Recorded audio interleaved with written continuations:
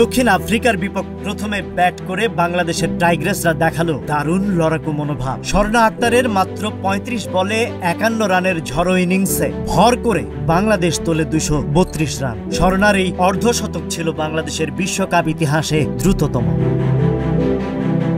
২৩৪ রানের লক্ষ্য তাড়া করতে নেমে প্রোটিয়াদের শুরুতেই চেপে ধরে বাংলার স্পিনাররা। মাত্র ৭৮ রানেই দক্ষিণ আফ্রিকার ৫টি মূল্যবান উইকেট তুলে নিয়ে বাংলাদেশ শিবিরে জয়ের স্বপ্ন জাগিয়ে তোলে। কিন্তু এখানেই গল্পের মোড় ফেরে। মারিজান ক্যাট ৫৬ এবং ক্লোই ট্রয়ন ৬২ রান করে দক্ষিণ আফ্রিকাকে খেলায় ফিরিয়ে আনেন। তাদের অসাধারণ জুটিতেই ম্যাচ বাংলাদেশের হাত থেকে ফসকে যেতে শুরু করে। শেষ মুহূর্তে নাদিন ডি ক্লার্কের গুরুত্বপূর্ণ ক্যাচ মিস করে বাংলাদেশ, আর সেই ভুলেরই মাসুল দিতে হলো। শেষ হাসি হাসলো প্রোটিয়ারা। মাত্র ৩ বল বাকি থাকতেই ৩ উইকেটে ম্যাচ জিতে নিল দক্ষিণ আফ্রিকা। দারুণ লড়েও ফের হারের হতাশায় ডুবলো tigress. Rajib Raihan, news flash 7-1।